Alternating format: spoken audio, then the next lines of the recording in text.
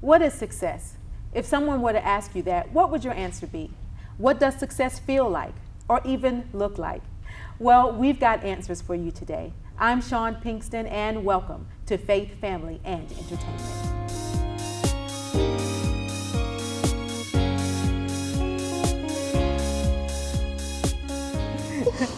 Welcome back to Faith, Family, and Entertainment. And it is our goal to always keep you inspired because we believe that inspiration leads to creation. And here to inspire all of us today is inspirational speaker, my friend and mentor, Rhonda Cook. Let's welcome Rhonda to the show.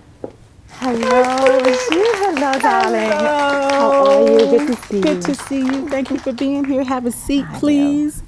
Whenever I'm in your presence, Rhonda, I just want to put on my big sloppy pajamas, you know, the ones that I put on and my husband know, okay, ain't nothing happened tonight. Those ones, and my little fluffy shoes, and get my pillow and just rest and say, speak. You have always impacted me that way. And you always give me that impression. See, thank you. I'm here, I'm listening, whatever you want to say. Thank you. I'm so proud of you. Thank you. You've done so well. I'm always inspired when I leave your presence. Thank you. Hopefully I'll have something to inspire your audience with today. You know what? You have a little to talk about. Just a little bit to talk about. You know, we've known each other a long time. Yes. My husband and I will celebrate 19 years of marriage this year, and you've known me before. Before you married him, absolutely. Before I made that transition. Yes. Before I changed. Yes, but you really didn't change. You have been the same woman. No, you've matured, and I'm so incredibly proud of the work that you've done and what you're doing now. And oh my gosh, the studio is great. You are really the same, that same highly favored, blessed woman that I met over 20 years ago. Same favor, you walked in the same. With a dream and a passion? Yes. Always dreams and passions? And believe it or not, 20 years ago, you were talking about the same thing. So we have made full circle. Okay, look, well, we're going to talk about you. Okay, all right. Because I want that, you know, the pillow feeling. Yeah, right. So let's start. I mean, there's so many places I can start, but I want to start with your new book that's coming out. Yes. In the Room. Yes. And it's overcoming adversity. And really name. the book title actually came from a vision that I had. Okay. I was going through a very tough time in my life and was really looking for who I could talk to, who I could be free with, who could I get naked with. And because I had built my life in such a way that everything was sort of shiny and glittery in my life, everything looked like it was perfect. Problem number one. Yes, it was like I was on stage, but it was, so everything was all staged and pretty, everything was nice, but I was going through a really tough time and I didn't know who I really could talk to and just be honest and clean with. And I had this vision and I was in this bathroom, and this is gonna sound very horrific, but it's the truth. This bathroom had padded walls and one mirror.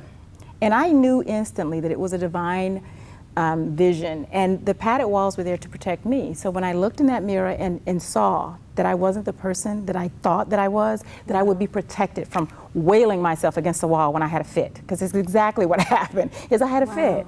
I had to own the woman in that mirror, the bad stuff, the good stuff, I had to take all of it.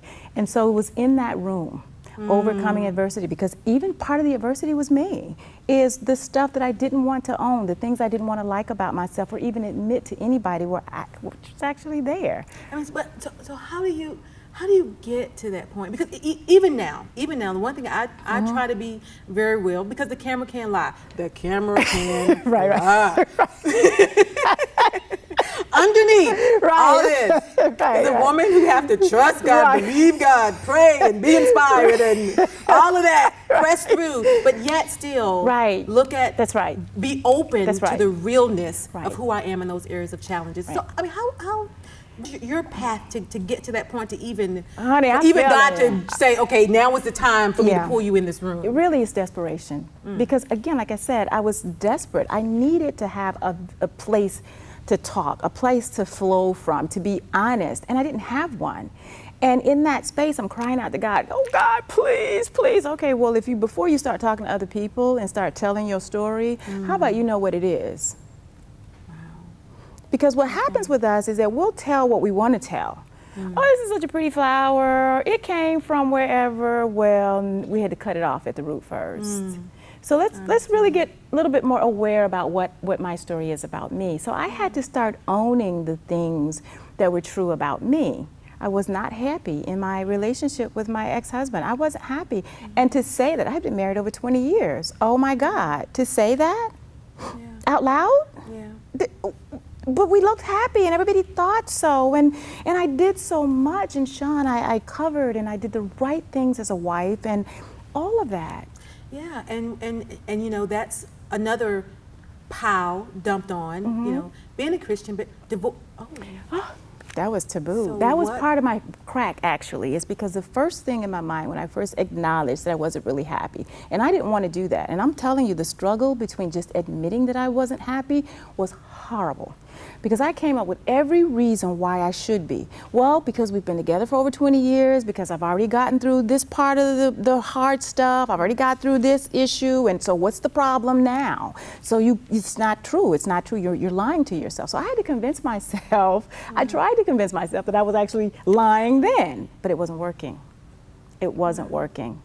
Back to being in this room, I had to admit that there were things about my ex-husband that I really just didn't like, and that I had to admit, well, the church is going to think this. Well, see, I went to what the church was going to think. Yeah. Well, and what that came from is actually from my core value of actually valuing God in my life. Because as a Christian, one of the main things that we value is that presence we have in church, and that presence that God has in our life. And so what happens is the church and the pastor becomes sort of that silent voice.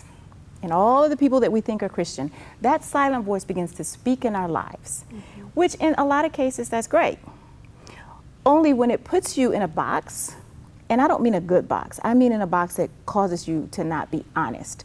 That's when it becomes a problem. And if you can't identify the real from the not real, then it becomes a really big issue, which is why I decided to write the book, because what I discovered was it's okay to be me.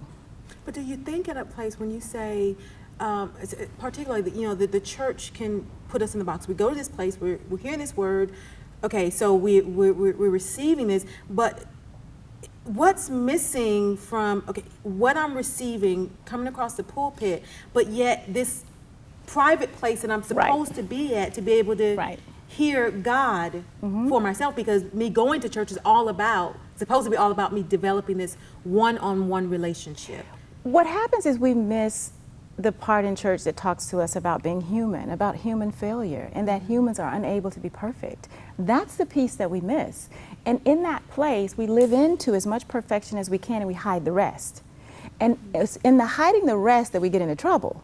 Because that's when we don't say we're addicted to stuff or we got bad stuff going, because we have this other image we have to live into, which is the perfection, because we go to church, and because we've been going so long, we should have it down by now. And of course, even if something happens in our lives, what do we tell each other? You're too blessed to be stressed. What? Well, I'm stressed out some days. I mean, so we tell each other, and we reinforce those messages that there's no room for anything less than perfection.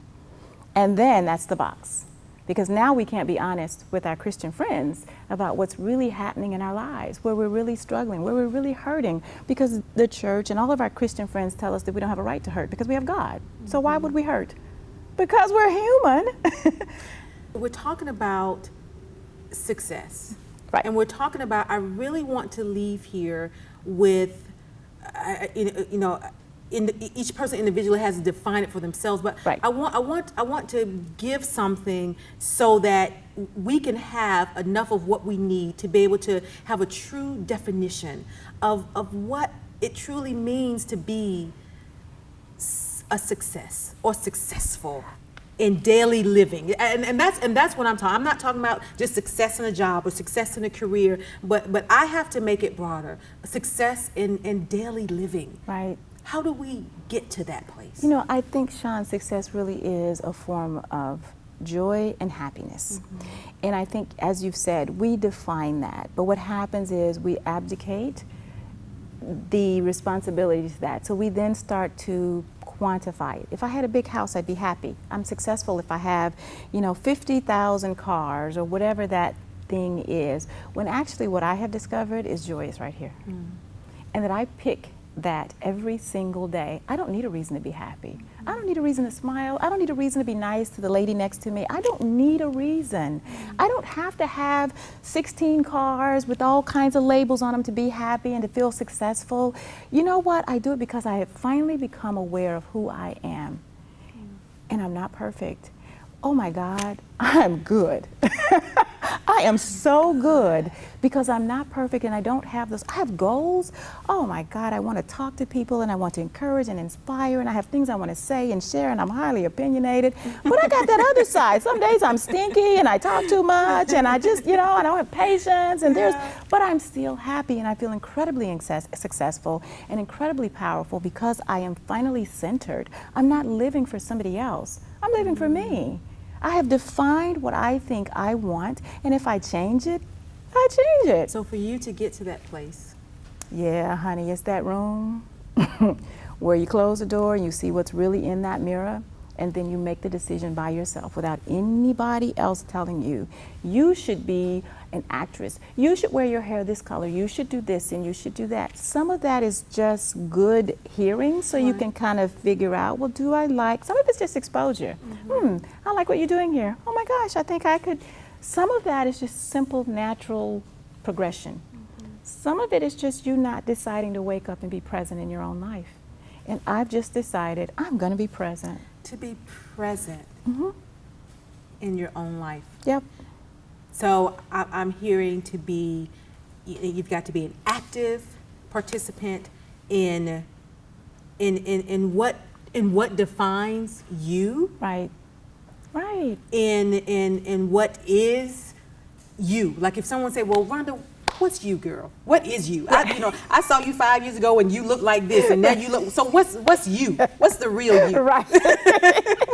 Well, when I'm on, I love this and this and this and this, and when I'm off, I really don't. I mean, that's the part is that we don't take the faceted part of ourselves. We don't like to take the ugly parts of ourselves. When we strip our clothes off as women and we look in the mirror like, I don't like that, I'm like, well, why don't you find a body part you like? How about that?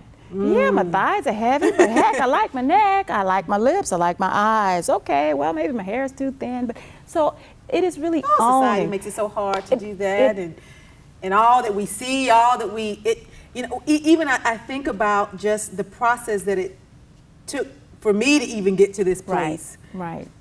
It's a process. It is. But at first, I guess we've all had some form of in the room experience. Honey, when I was in there, and you don't just get out. And the funny part about this room is a vision. There were no doors.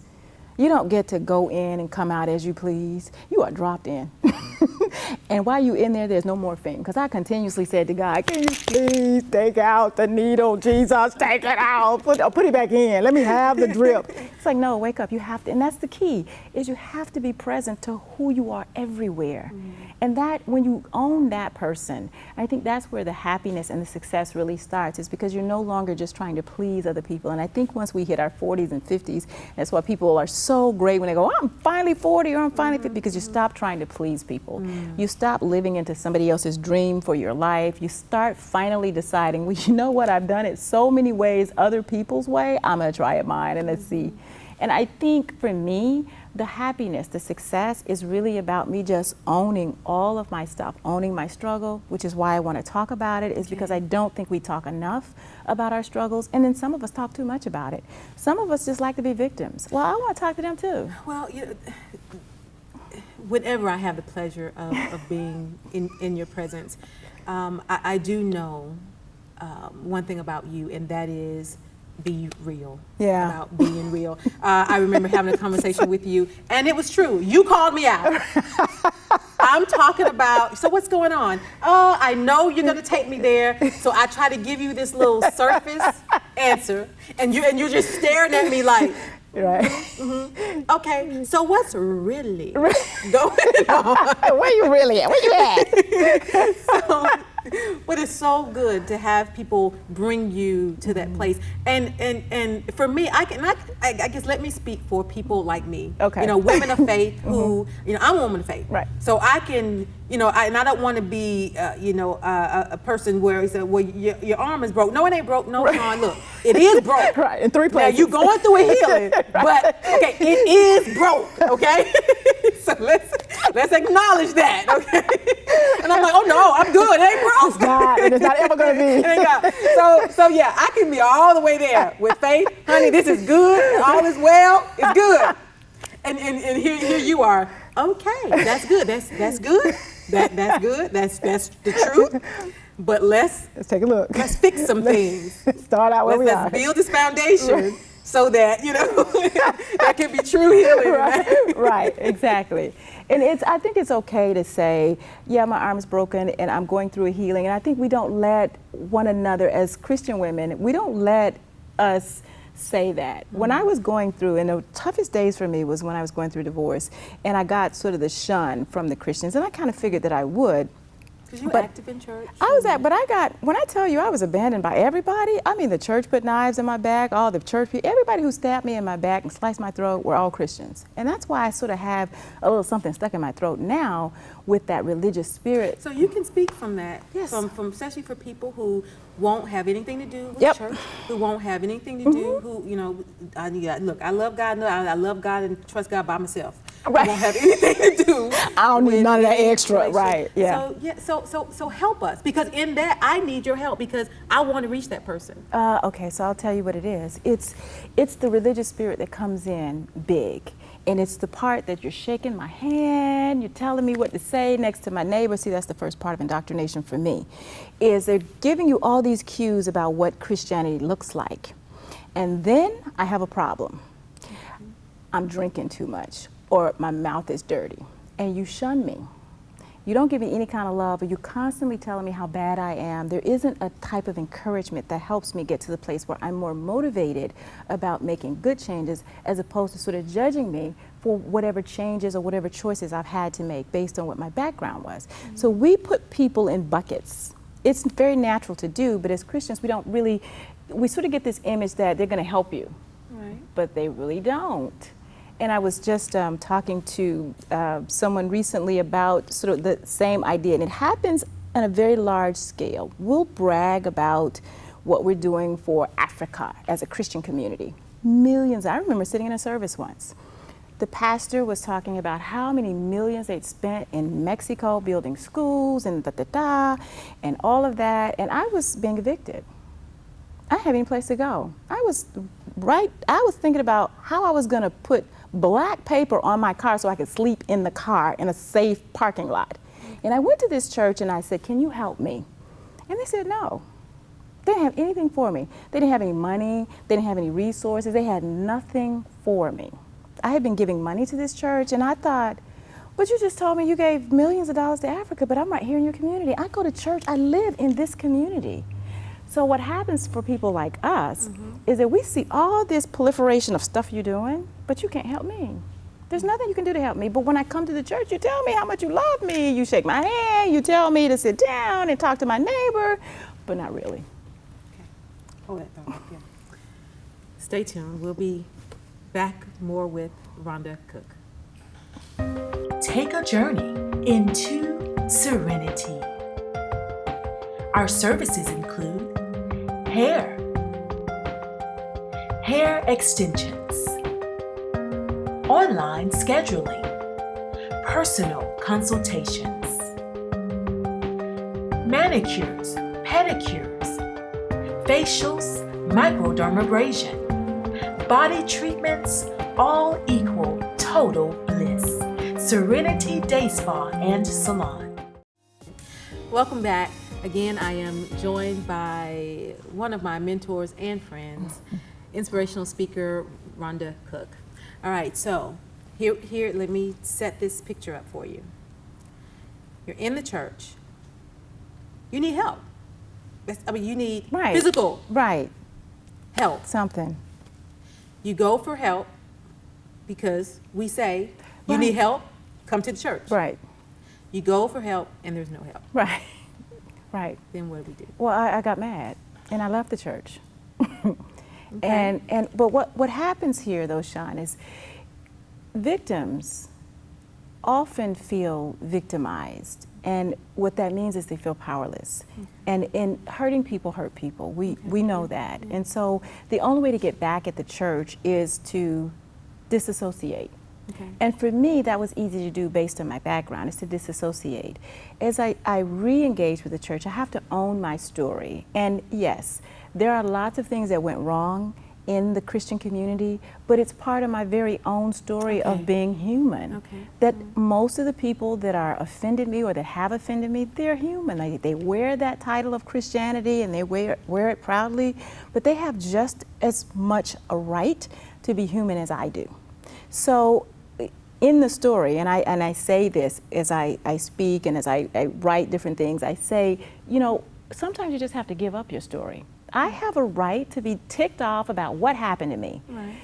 It's based on how I see it. And now I'm getting to the point that they're not perfect either.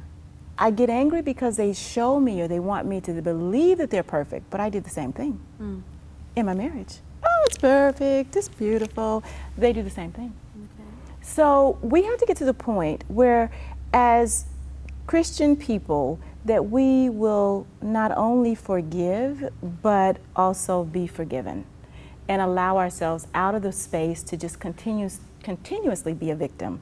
So in that regard, with respect to those guys who are still mad at the church, I get it. But at any time you can change that story. You have to find a place that's going to sort of welcome you in and it's going to work for you. I mean, okay, we're growing all the time, so we can make different choices. We can choose this church today and the next one. And my whole point is that we have to mature into that place where we just allow people, not Christians, but people, to be who they are. And that is so good, because you use the word that describes our walk, and that is a walk of maturity. From one level to the next. Right. Because if you look at the real picture, and I hope some pastors are looking at this. I'm not a pastor. I sit under my pastor and I serve in my church.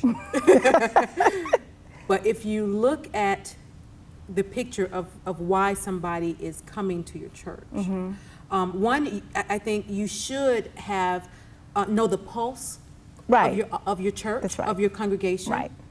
So you'll know if you're not getting a lot of newbies or new Christians, right, then that means you're getting old people. Right. When I say old people, that's been in this walk a while, right, that are coming maybe with some issues, right, you know, with some back, and what they are wanting to see is, again, that realness of, okay, we are all walking this path. Help me cope with my life. Help me cope with my life.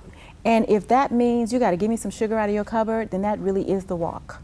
Not tell me to go pray for it and figure it out. Well, you know, that's what the word says, though. If somebody is hungry, right, you know, if somebody doesn't have a coat on. Right, because what happens when again, a lot of us women have become victimized. And I don't really like subscribing or even saying to that, because a victim is when you are powerless. And I don't like giving up my power. Right. So I'm a rebel in that place. But there are times that I haven't been able to control things that have happened. And I can't control other people, but I don't want to be considered to be a victim to those people because they don't act like I want them to act. That's sort of a manipulation piece.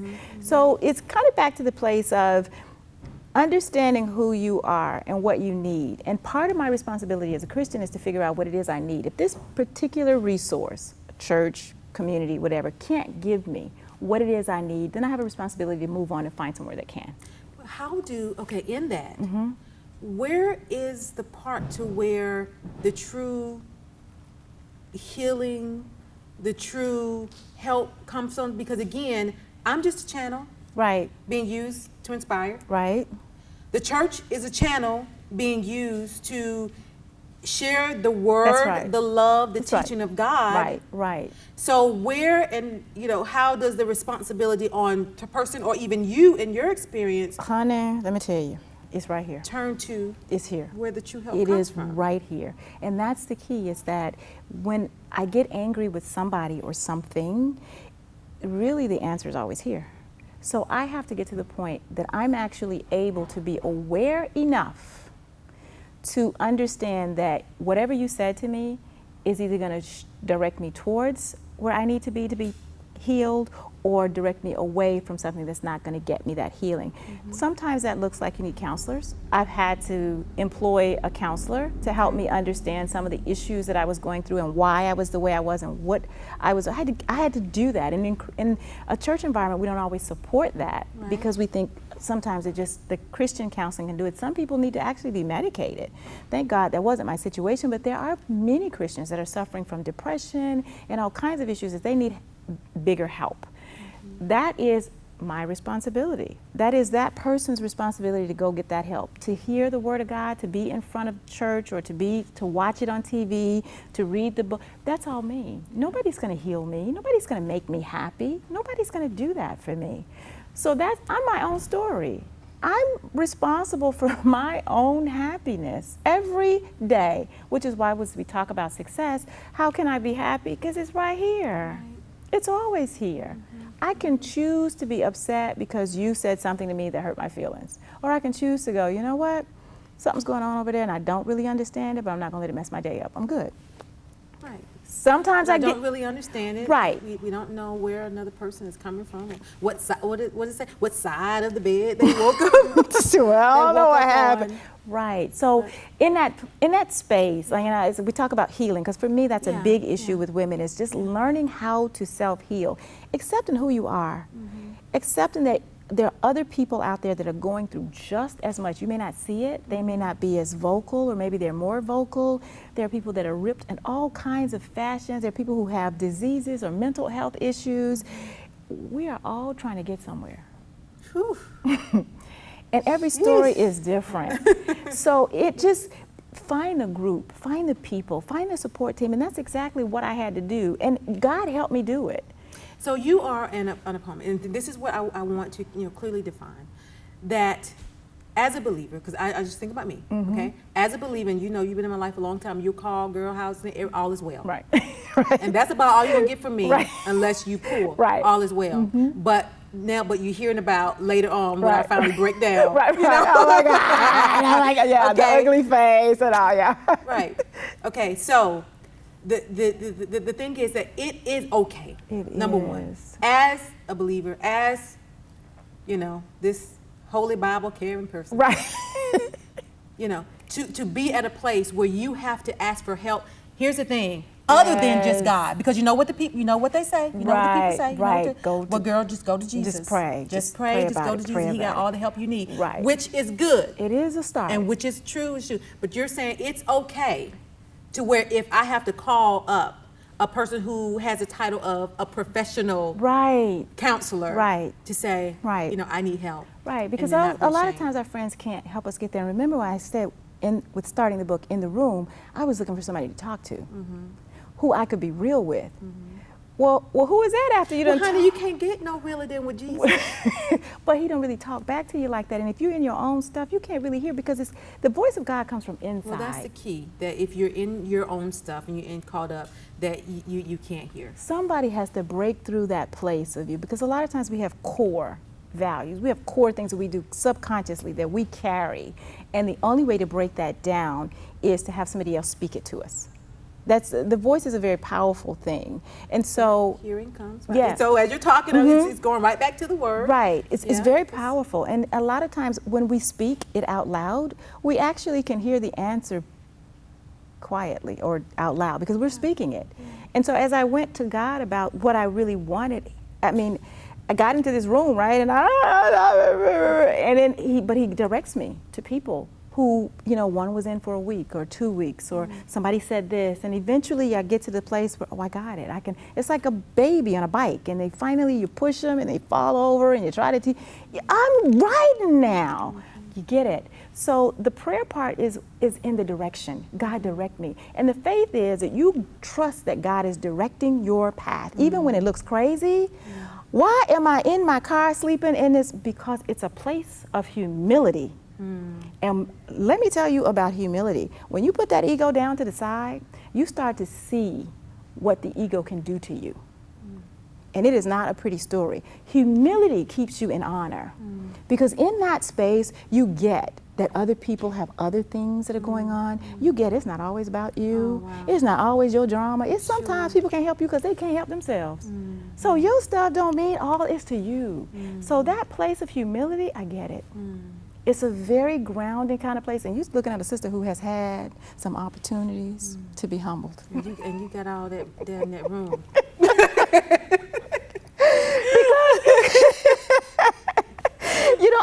I don't look like you look at me and you go, oh, you look great, you look fine. Because while I was going through, I looked the same way. But honey, inside was toe down. But I do, like I said, it is that place of humility that God has really brought me through, that I understand a lot more about when people do fail and how they get back up. And now I want to be in the place where I'm encouraging people to take their own journeys, just take your time. If you're going through some rough stuff, everybody takes a turn at bat. It's your turn. It's your turn. Okay, stay right there. We've got more to talk about. Joining Rhonda and me, Tanisha Sanders, FFandE's entertainment correspondent, up next. Chaun Pinkston, host and executive producer of Faith, Family, and Entertainment. And if you are pursuing your passion, as I am, and I hope you are, you know the importance of having people around who support you. Well, with that said, I have an invitation for you. I invite you to partner with us by airing a commercial for your business or service during our show. If you don't have a commercial, that's no problem. We can shoot, edit, and air a commercial for you, one that's professional and unique to the service you provide. It's just that easy for you to inspire others as you live inspired. So give us a call or shoot us an email. And remember, inspiration leads to creation, and you have everything you need to create your world. Look to hear from you soon. Well, as promised, FFandE's entertainment correspondent Tanisha Sanders is here to join us, and we're going to find out whether we have some mess on our hands or a message with some shows that are out there in the entertainment industry. So, all right, Tanisha, how's it looking? Looking really good this week, Chaun. I found something that I think is definitely there is a message in here, and I'm really excited to share it with you. All right, well, let's take a look. Okay.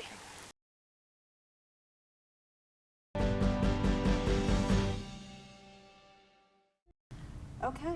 Well, to me, that sounds kind of right. What you've been talking about.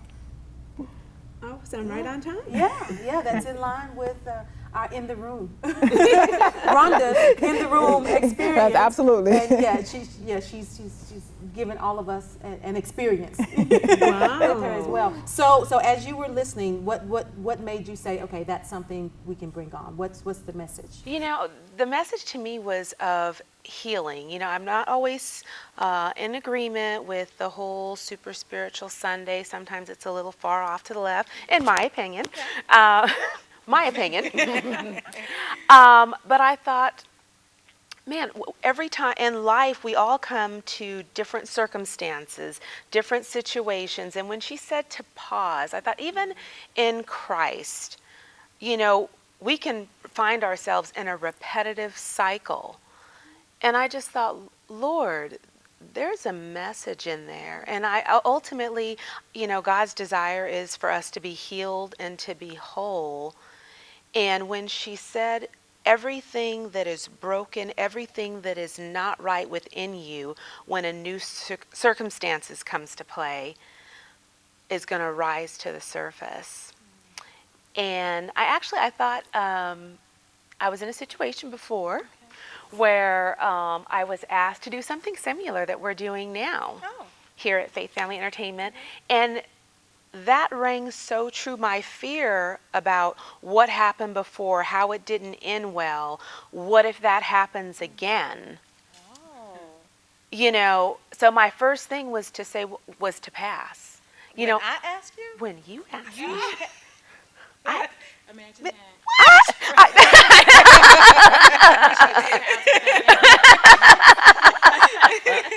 Oh, that's okay. You know, so I'm so glad, number one, that I had to overcome fear was at the root of it. fear of a rejection or fear of the same thing happening. And I just think so many people deal with fear on a daily basis in our life, and that I know your message is always to bring encouragement, and I just thought this message really tied along in the healing process and stopping, pausing. Can I give you a testimony on that? Yeah. For years, every time I'd go to the door and someone was there that was not announced, I would have an incredible amount of anxiety. My heart would race.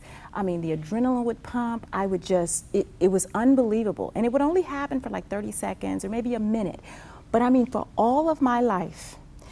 Recently, maybe 6 months ago, somebody came to the door and they were not announced. I didn't know they were coming, and the same thing happened. Everything rushes up and I get really excited and just really scared. And I didn't answer the door. I went to see who it was. I don't know them. They're not getting in. I don't want to talk to them. I turned around. I heard in my spirit, "You were latchkey kids." My mother said to us, "Don't answer the door." Because she imparted that fear. Now, it was her, again, this is all about healing, because she was trying to protect us when she wasn't there. So she instilled, unbeknownst to her, fear in me about what was on the other side of that door. So every time from that moment until 6 months ago, which is well over 40 years, I was always afraid when somebody came to the door. Unannounced. I need help. I tell my teenagers that. If I'm not here, don't you go to that door. Don't you answer that door. It is based on their personalities and sort of how they work. But let me tell you where the healing came. Because I heard that in my spirit, instantly I was clear. Because I no longer, as an adult, needed what she gave me to protect me as a child. I'm now mature enough to decide if I can open the door or not. And it was in that pause. Just take a pause. I heard it. You were latchkey kids. Wow. That's why you're afraid. And from that moment to this, I've never been afraid again. Somebody comes to the door. Wow. So it is really in that healing. Sometimes it's just all about what you know about your past. What do you tell your kids? You tell them what you tell them, but you teach them about fear. You teach them about when it is they need to let that go. When they're on their own, they no longer need you in that place. I didn't get that part until just recently. Wow. That is incredible. It is. Wow. That is incredible. Wow. And then also, even when you talked about just the apprehension that you had of even doing this segment on the show, being a part of the show. Yes. You are a part of every show. I can imagine you not being a part of the show now. I also thought about, too, that Christian who says, "Oh no, I don't care how sweet you look, how what you're talking about now. If you're a Christian, I ain't got nothing to do with you." Right. It's automatic. It's the stuff that's in there that was born so many years ago or months ago that we just never healed. It never healed. But you allowed it to heal when you decided, I'm going to try something different. Let me just see. Let me see. Yeah. Wow. I'm going to move past, because we know what fear does. It stops. It's paralyzing. It hinders you from experiencing that next thing. It does. Even from overcoming. Right. Because had you not said yes, you'd still be stuck back there. Back where I was. Absolutely. And missing out on experience. This would imagine that. I can't even imagine that. Oh wow. I want you to stay here with us as we finish this conversation off. Absolutely. So, okay, Rhonda, there's so much. You're gonna have to come back. I'm just telling you right now, I'm gonna have you back. Okay? Because again, I love that feeling of you there's only so much I can do, but I'm telling you, I just want to curl up and listen. But okay, I believe that we all have a story, a testimony to share. Our story that speaks to others. Right now, today, this moment in your life, what would you say yours is? What is my story? I am totally free and happy. That's my story. I am really authentically happy. I don't have $1 million in the bank. I could list off the stuff that I don't have, and I have so far to go with respect to the goals I want to meet. But when I tell you that I am happy, I am happy. I am happy with life. I love myself. I'm funny sometimes. I'm stupid. I'm crazy. I say things. I'm opinionated. I don't always look the best. I make the stupidest faces, the craziest noises. Hey man, you talking about me now. Right. Mind your own business. And what I want to do is encourage people to get to that happy spot. Amen. It just looks different for each of us.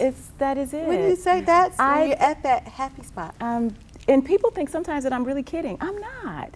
I love where I am. Yeah, I still got issues. I still have people helping me through stuff. I still got stuff I got to fix. I'm all right with it. Don't you just feel that? I hope you feel that. You know what? You're all right. I hope that you've gotten a definition of success for yourself. I know I've got it. It is that place of being able to say, I'm okay, and I'm happy with it. So you know what? I want to be one of the first to tell you, you're okay. Thank you so much for joining us right here at Faith, Family, and Entertainment, and we'll see you next time.